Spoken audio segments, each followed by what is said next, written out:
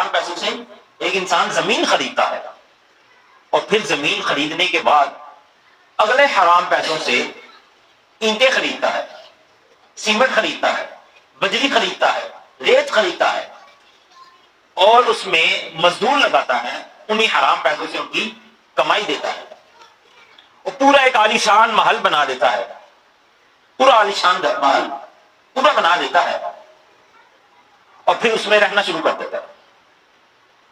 اب آپ مجھے یہ بتائیں، وہ گھر جسے اللہ تعالیٰ نے ایک نعمت کی صورت میں دیا ہے، قرآن پاک میں فرمایا اللہ تعالیٰ لکم من بیوتکم سکنا وجعل لکم من جلود الانعام بیوتا تستخفونها یوم متاعکم یوم اقامتکم، اللہ تعالیٰ نے وہ گھر جو نعمت کی طور پہ دیا، جس کو نعمت کہا جاتا ہے اللہ تعالیٰ کی، وہ جو گھر دیا ہے، وہ جو نعمت دی ہے، اس کو حرام پیسوں سے اس نے بنایا۔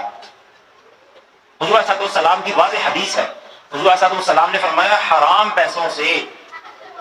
پیسوں سے اینٹیں خرید کر گھر نہ بناؤ، حرام پیسوں سے اینٹیں خرید کر گھر نہ بناؤ، ٹھیک ہے؟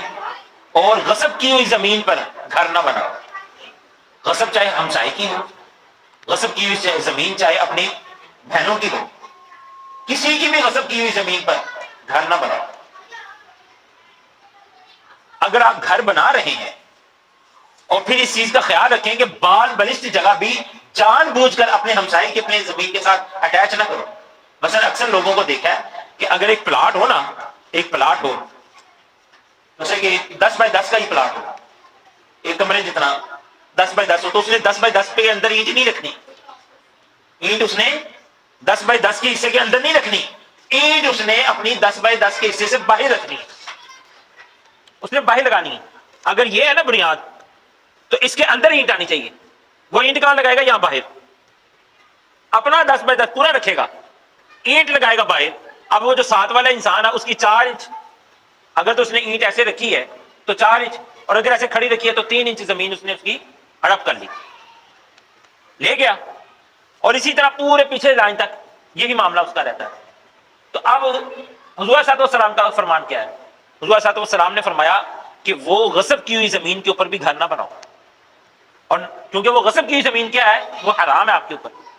لوگ اپنی بہنوں کا حصہ مارتے ہیں، حصہ مارتے ہیں، اور معاشرے میں دندراتے پھرتے ہیں کہ جیسے بڑے نیک ہیں، نمازیں پڑھتے ہیں، تہجدیں پڑھتے ہیں، اور دیگے دیتے ہیں، ختم دلاتے ہیں۔ کبھی ربیع الاول آئے تو اس کے ختم چل رہے ہیں، 12 دن دیگے چل رہی ہیں اس کی۔ محرم آ جائے تو اس کی دیگے چل رہی ہیں، 10 دن اس کی دیگے چلتی رہتی ہیں۔ 11ویں شریف آ جائے تو اس کی دیگیں چل رہی ہوتی ہے، اس کی 11 دن تک، ہر اسلامی دن میں اس کی دیگیں چلتی ہیں۔ آج مسجد میں کوئی کام ہے جی، سب سے پہلے وہ دے گا، سارے وہ معاملات کرتے ہیں، لیکن گھر اس کا کس کا ہے؟ بہنوں کی زمین غصب کر کے۔ گھر اس کا کس پہ ہے؟ ہمسائے کی زمین غصب کر کے۔ گھر اس کا کس چیز کا بنا ہوا ہے؟ حرام کے پیسوں کی اینٹوں سے، اور وہ حرام کے پیسوں کی اینٹوں کا شاندار محل بنا کے نا، اس کے اندر وہ اپنے آپ کو رکھتا ہے۔